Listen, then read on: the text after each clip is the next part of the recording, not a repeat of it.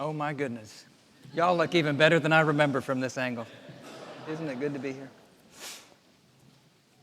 So an odd thing happens at the beginning of every single church year. On the first Sunday of Advent, we hear that the world as we know it will soon come to an end. Isn't that strange?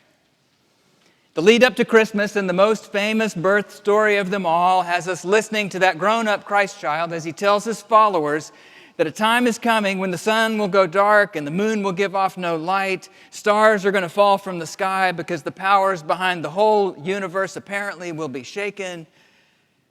It kind of feels like somebody hired the Doors to play your niece's first birthday party, and Jim Morrison kicks things off with, "This is the end. This is the end, my friend." This particular Sunday actually happens to be also, as you know, our first Sunday back in this newly renovated church. Suffice it to say that Mark 13 probably wouldn't be my go-to gospel for an occasion like this.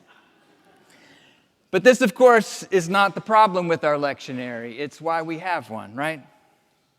To make it a little bit tougher for a preacher to pick and choose scriptures that suit his purposes rather than grapple with what we don't already assume and understand.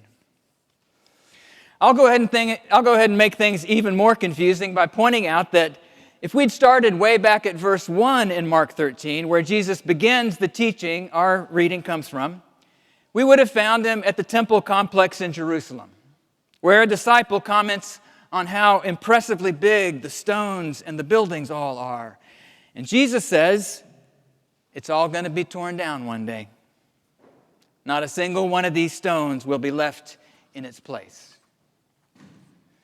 Kind of makes me feel a little silly that Richard Hendricks and I were here yesterday obsessing about how to put those screens in the choir without scratching the floor. So here's a question that the reading from the gospel on this particular day presses upon me. If ultimately nothing lasts, and if in the end the end of everything's coming a lot sooner than we think it is, does it actually make any sense at all for Christians to spend any of their time and energy and resources on beauty? And let's bring it even closer to home. In the Memphis you and I inhabit today, as we struggle with poverty and crime and violence, is beauty something we should be attending to at all? 25 years ago, Elaine Scarry wrote a book titled On Beauty and Being Just. She was pushing back on how she thought beauty had been diminished and disparaged in Western civilization during the 20th century. Two political criticisms were especially of interest to her. One was that beauty distracts our attention from unjust social arrangements. You shouldn't waste your time gazing at a painting or your daylilies or maybe even your beloved when there's so much of the hard work of justice to be done in the world. The second critique was that when we look at something because it's beautiful, especially when that something is a person, we diminish them, maybe even do them harm by reducing them to an object. But the ancients, going all the way back to Plato, believed that beauty was an essential aspect of reality. The good, the beautiful, and the true all stood on equal footing in their universe. Augustine didn't live in a world that was less tumultuous and unjust than ours. Why did he call beauty a plank amidst the waves of the sea? As though beauty might be not the first thing to let go of in an emergency, but the last thing to hang on to if you're drowning. Elaine Scarry believed that even if you're not some egghead philosopher who thinks attention to beauty does people so much harm, we've all been conditioned by a society obsessed with efficiency and pragmatism and the like. Society that maybe would have us believe that beauty is something unnecessary, just added to the surface of things, and has little to do, if anything, with what is good or what's true. We're probably less inclined to believe beauty can save us than that we just need the right programs or legislation in place. If there's time after that for a little art, well, knock yourself out. Maybe you've guessed, I found Elaine Scarry's arguments mostly convincing. She described beautifully, if I may say, how we not only do not do harm, but can actually imbue even gardens and paintings with even more life when we enjoy their beauty. And as a result, we commit ourselves to caring for them even more intensely. What happens to your stomach when you imagine someone taking a box knife to the Mona Lisa? Or driving their car across that bed of zinnias your neighbor plants with care by the sidewalk every year? Maybe these feelings can be distractions from a pressing need in some moment. But can we really know what it means to make the world whole if we don't nurture that instinct to cherish and protect the smaller forms of wholeness and beauty that we encounter in our lives? Isn't that impulse to care for and tend to and protect what we find beautiful intimately connected to that part of ourselves that longs to make a more just and beautiful world for everyone? Well, so what about that question of beauty in the light of those warnings of Jesus we just read? Maybe love of beauty needs to be cultivated in us if we're going to play the long game in the realm of justice. But what if the world really is coming to an end? What's the old bumper sticker say? Jesus is coming soon. Look busy. What would you want to be busy with if he walked into your life today? He tells us clearly in our gospel lesson that we need to be alert. We need to be paying expectant attention. But to what? There's an apocryphal saying of Martin Luther's that might be even more interesting because it's apocryphal. Luther was thought to have said, "If I knew tomorrow the world would go to pieces, I would still plant my apple tree." But no one could actually find the line in anything he wrote. Luther, of course, was that guy who nailed his 95 theses to the door of a church in Wittenberg, igniting the Protestant Reformation that really was one of those moments in world history worthy of Jesus' words when they're most apocalyptic. Like the destruction of the Jerusalem temple, which the Romans really would carry out within a few decades of Mark's gospel. It's not hyperbole to say the powers in the heavens were shaken in the 16th century church. So it would be pretty poignant if Luther were to have said he'd plant his apple tree even if he knew the world would end tomorrow, wouldn't it? The world as he knew it was going to pieces, thanks to him in no small part. But Luther didn't say that, at least as far as we know. What scholars tell us is that the saying took hold in Nazi Germany among the members of the confessing church. These were Christians who refused to be complicit in Hitler's schemes, the most famous of them being Dietrich Bonhoeffer. Bonhoeffer was so committed that he returned to Germany from the safety of a teaching post in New York, only to be executed at the Flossburg concentration camp just a few days before American troops arrived and liberated the prisoners. It was Bonhoeffer's confessing church whose peoples clung to those legendary apocryphal words of their forebear Martin Luther like a plank amidst the waves of that century's most terrible sea.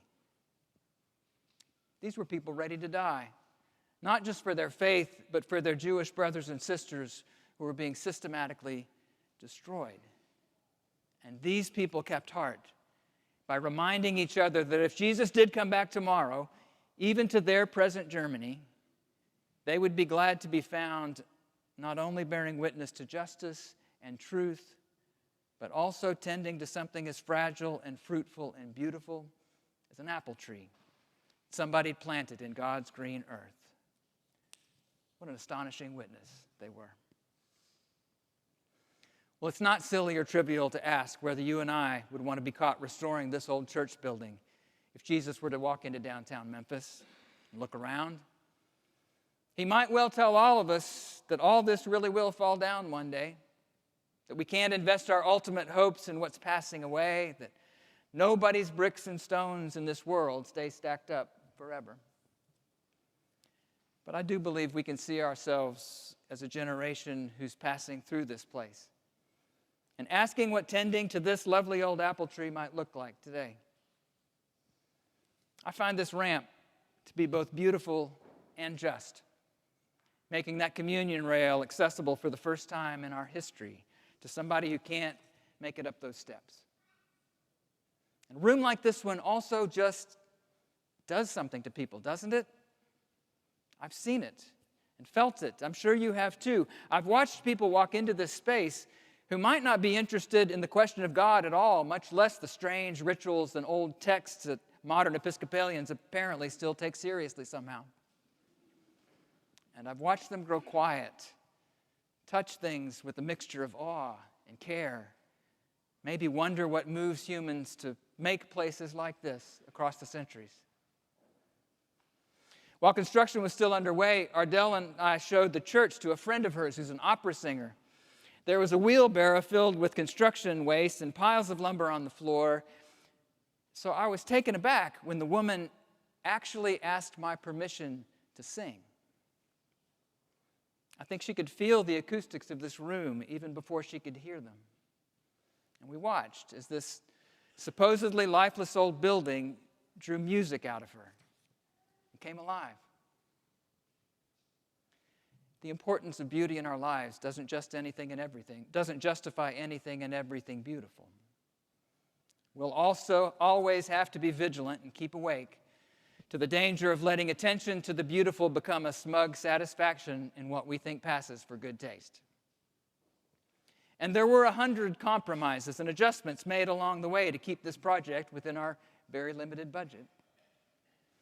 These railings were all custom made for the space, but the ones around the perimeter you'll see are simpler and, less expensive. But the 2 rails at the chancel steps were forged by hand at the Metal Museum by their blacksmiths. You'll be able to feel where the top rail was hammered into shape. Imagine the glowing iron being pulled from the fire and coiled like a chambered nautilus at the bottom. And maybe you can also imagine someone 100 years from now, probably with doubts and questions, joys and sorrows, fears and hopes, pretty similar to yours and mine that we bring here each week. Maybe you can imagine her steadying herself on the same old iron, wondering who we were, and maybe even why someone would bother to make something so utilitarian, so beautiful. Maybe we're sending her the message that we put it here because we care, not only for beauty, but I hope in a way for her. Friends, we live at the heart of a beautiful and hurting city called Memphis. Jesus insists we keep alert and awake and to live as though God might walk into our lives at any moment, just as God does in every moment when a stranger walks into him. What will we be up to? What should we be caught offering to God's beloved world on that day? We know the answers. We need to be a people committed to justice and to mercy, people of truth and forgiveness and grace, just as Jesus taught. But I also believe to my depths that here at Calvary today, we're also called to tend to what beauty we've been given to tend and to give away all the beauty we know how to give away. Not sternly as curators who think they know what's tasteful and of value, but maybe, just maybe, like the poor shipwrecked souls we are, who have found this plank in the stormy chaos, inviting the next flailing neighbor who floats past to swim over here and hang on with us to what just might, by the grace of God, save their life too.